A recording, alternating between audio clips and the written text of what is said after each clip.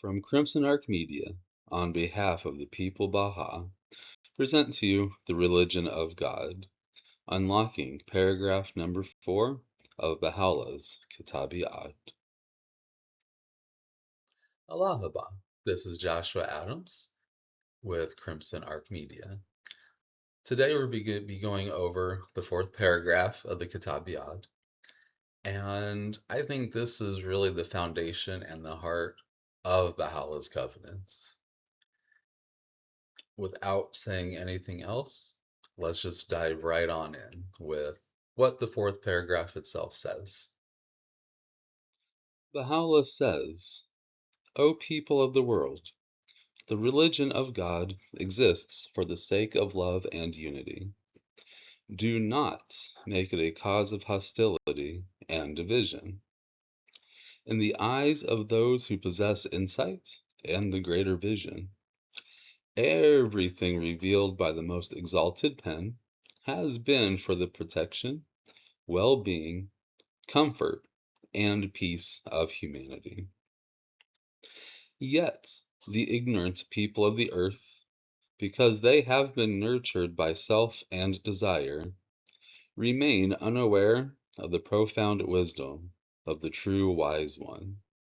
Instead, they speak and act according to conjecture and illusion. Now let's look at the journey so far. From paragraph 1, we learned about God's faithfulness. That's a reminder of the covenant, that God has not left us without guidance. And we also learned about the incomparable inheritance. The true wealth is not the accumulation of decaying matter, but the spiritual ledger stored in the treasuries of trust in God. With paragraph 2, we learned the power of good speech, that words have the power to wound or heal. We learned how to master the tongue, which also requires us to master our thoughts. We learned about illuminating humanity. When we are anchored in truth and integrity and the other virtues, we're capable of protecting the emotional safety of others, protecting people from oppression, or from becoming oppressors ourselves. And the purpose is from the foundation that all human life is created noble, and that they have a great potential. And in paragraph 3, we learned how to establish the identity of the people of Baha, which requires the steps to recognize, purify, orient, identity, the sustenance, and remembrance. As you see in paragraph 4, we start getting into the details of what the inheritance of Baha'u'llah actually is. It is the religion of God, which exists for love and unity. It exists for the protection, well-being, comfort, and peace of humanity. And there are no subsets of this. I want to notice and emphasize that this religion, it has no other name. It's not the Baha'i faith. It's not the Unitarian Baha'is. It has no other name. In the Quran, it was never named Islam. In the Gospels, it was never named Christianity. God has been highly consistent in not giving the religion a name. Now, names and labels can be informative as long as these categories that we create are not used to divide. So, we have the religion of God, and it's only one.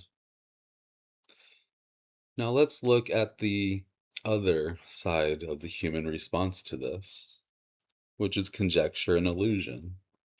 Paragraph 4 counters the insight and greater vision with this ignorance.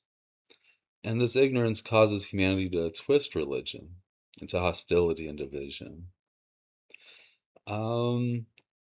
We do this because we have our own desires, our own personal interests. And oftentimes, religious leaders have their own personal interests and their own blindness. And a big way to cause these divisions, one of these biggest illusions, is holding on to names.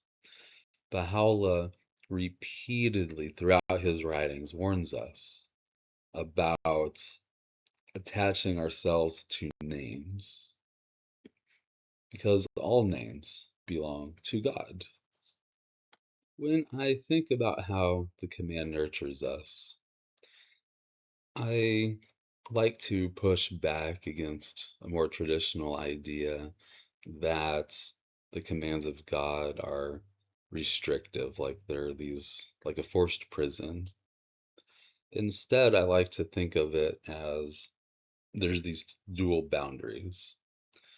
The first boundary we have is this boundary of self-centeredness, where we struggle to see beyond ourselves. All of our thoughts, all of our desires, all of our efforts are used to only serve ourselves. That narrow boundary is actually the true prison. And then, if we are able to go beyond that boundary of self, we have this more expansive free space, maybe more like a huge pasture, maybe. And in this big free space, we have all these things that we can do. And outside there somewhere, there's another boundary. And these are the laws of God, the command that nurtures us.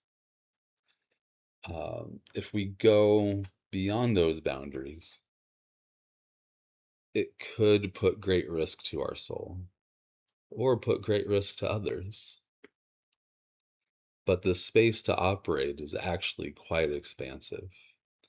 It's not strict. And these two sets of boundaries, they protect us from ourselves, they protect us from others, and they help establish the order of the world. These boundaries are not solely for just individual belief, but for the greatest means for the preservation of nations and of absolute freedom. Now, when we think of this free space that we operate in, this is a free space that is shared by everyone, and it's illuminated by the same source, which is God. I really like this graphic that Notebook LM generated to show how these mirrors, these reflections, can take different shapes, different forms, but yet they all reflect the same divine reality. Religion, it all comes from the same source. That's why there's only one. There's one God, there's one religion. The Bab says the names and attributes are manifestations of the multiplicity of that primal unity. Reflect upon the verbal letters of the Bayan. All multiplicity originates from the first unity, even if it extends infinitely. This means that multiplicity is the design of our oneness, of our monotheism, of our Tawheed. When we hold that within us, when we use that to possess a greater vision, we can see that singular light of unity.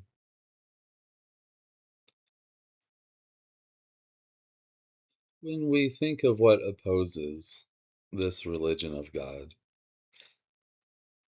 It all starts from ignorance, self and desire. The ultimate prison is self and desire. They're more restrictive boundaries than what God defines. Baha'u'llah commands us not to restrict things that are allowed, not to say things that are not of Him, not to do things that are not of Him. But we're not supposed to make the religion of God more strict than He does, even if we think it is the more pious or righteous path. It may only outwardly seem that way because someone wants to seem pious on the outside, even if they're not doing the work on the inside.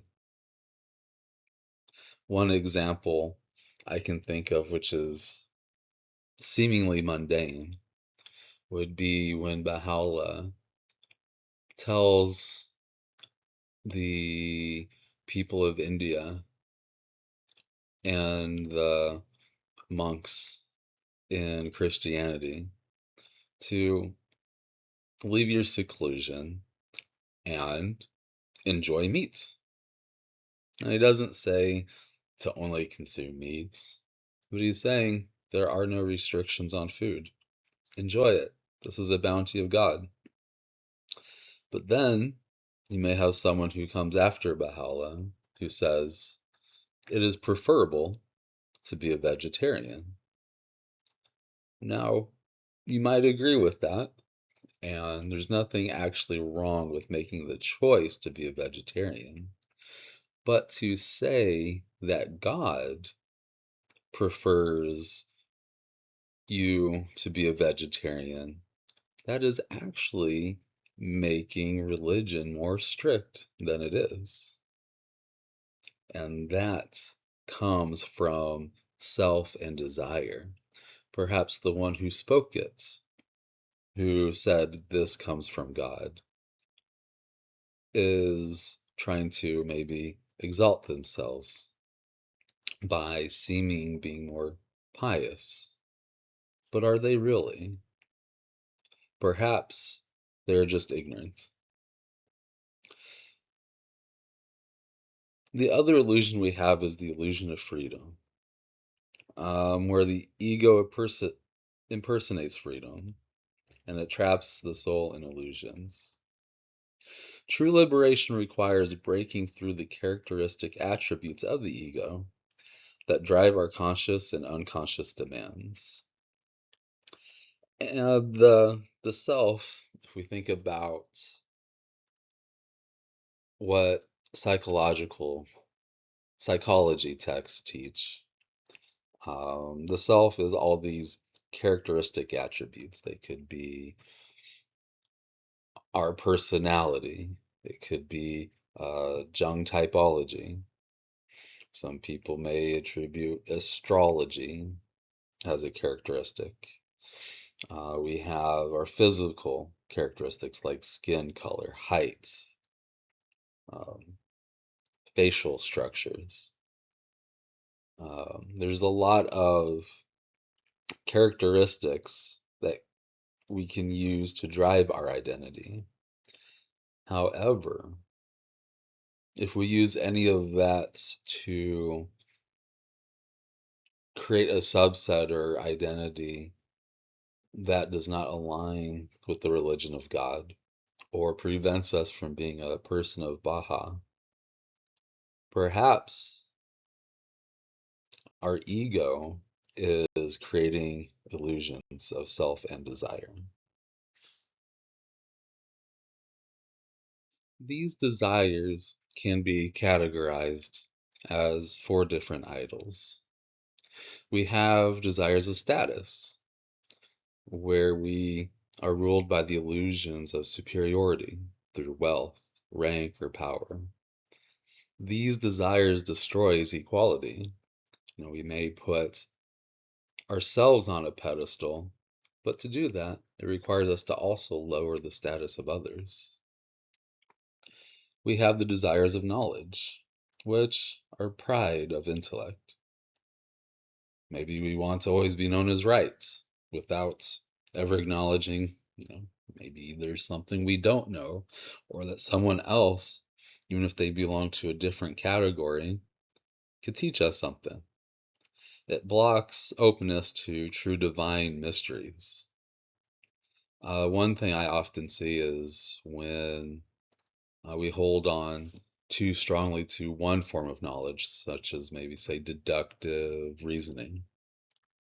When we hold on to one form of knowledge too much, perhaps we close off pathways of learning, such as through the heart, or through experience, or even accepting that the stories of others could have truth as well.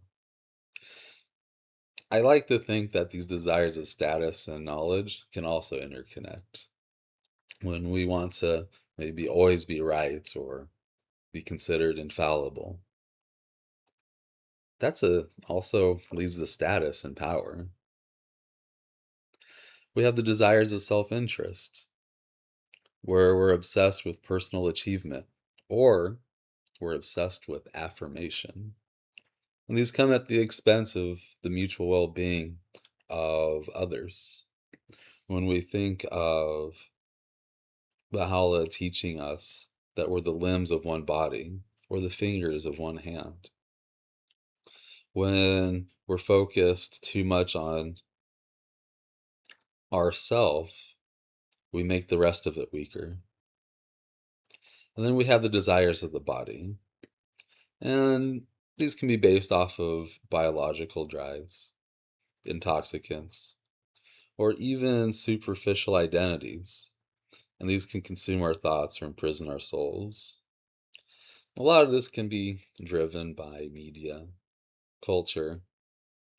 It can influence what we see in the mirror, how we see others. These desires of the body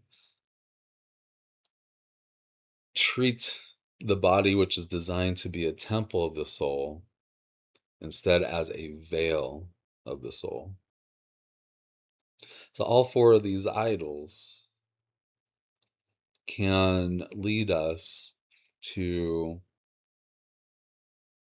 being away from the religion of God, or making the religion of God something it is not, or not even believing that there is a religion or a God. On this theme, Baha'u'llah says, "Beware, O people, of clinging to names and disputing with the one who created them by his command. Say, he created the names as he created all things. If you are among those who understand."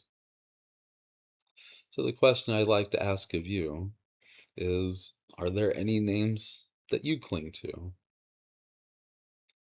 What prevents you, if you are suffering from this affliction, from believing that God created all names, that God created all things? To deal with this dual nature, we must be willing to move from conjecture to the greater vision that God proposes for us. One way that we can do this is to practice moderation. Moderation is derived from one of the spiritual practices of reflection. Moderation is our ultimate guide to ensure our desires conform to the desires of God. It itself is the fire which burns away the veils of illusions. And when we think of moderation, just think of a pendulum. If we go too far right, well, allow God to bring us back towards the middle. If we go too far left, allow God to bring us back towards the middle. It's an active process of letting go. It's in all aspects of life. If we go too much in any direction, it's dangerous for us and others. When we align our private self with the divine self, We can stop acting according to conjecture and illusion. It's that middle way. We become trustees of our own souls, and by extension, trustees of world peace. In paragraph 4, we see that the true religion of God, the one religion of God, it serves a purpose. And this purpose is the comfort, tranquility, protection of everyone in humanity. It's not just you, it's not just me. It includes everyone, no matter what religion they say they profess, no matter what political ideology they have, no matter what national identity, ethnicity, skin color, gender identity. All these things that we use to divide doesn't matter. God's purpose is to protect all souls from the deceit of ego. God's purpose is to nurture the spiritual and social health of all communities, because we are one humanity. God's purpose is to replace the anxieties of material accumulation with the tranquility of the covenant of God. And the covenant of God is He is faithful to us. And if we are faithful to Him, He will always guide us and nurture us. God's purpose is peace. That if we move beyond the inner quietude to an active, disciplined execution of world unity. Unity is not something we simply announce, but it is something we become. The religion of God demands that we do not wait for peace, but we build it daily. Oftentimes, unity is considered sameness.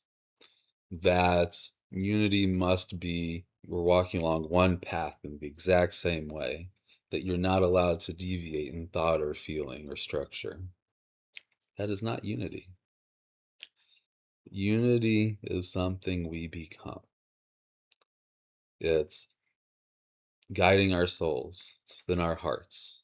It's within our minds. It's within the energies that move our hands, that move our feet.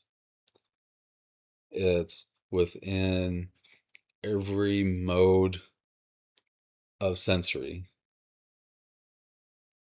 It's every perspective.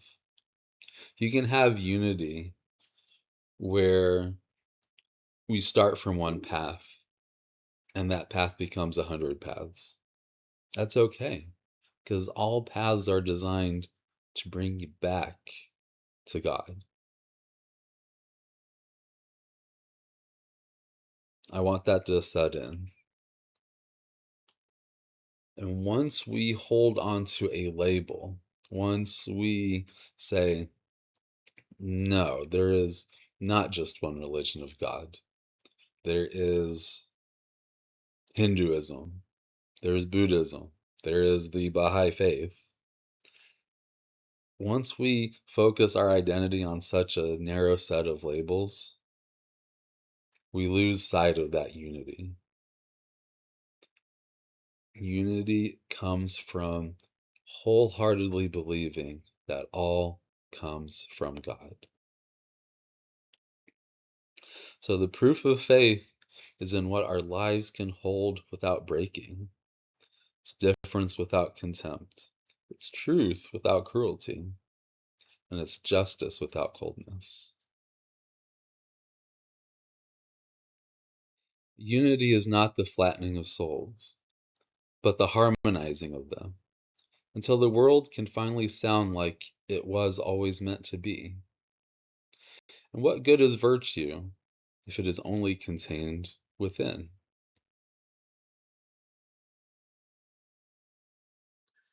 Thank you for going with me through this video. It was longer than I had planned for, but it was a pretty important topic. Now, when we think about the religion of God, these illusions, these desires, think about your path as a trustee of your soul, or in any perspective where you have a responsibility to yourself or to others. Consider the different ways in how our desires intersect with those responsibilities. How can we find these paths of unity, these paths of moderation, to truly enable us to unlock the potential of serving as trustees in these capacities of our lives. It's what God hopes for us. It's what God expects for us. And this is a key component of Baha'u'llah's covenants. As we learned, you know, this is the religion of God. And I invite you to consider this developing identity of the people of Baha. So please like and subscribe, um, and feel free to visit the website peopleofbaha.world. And I hope that you continue with the future videos. Thank you.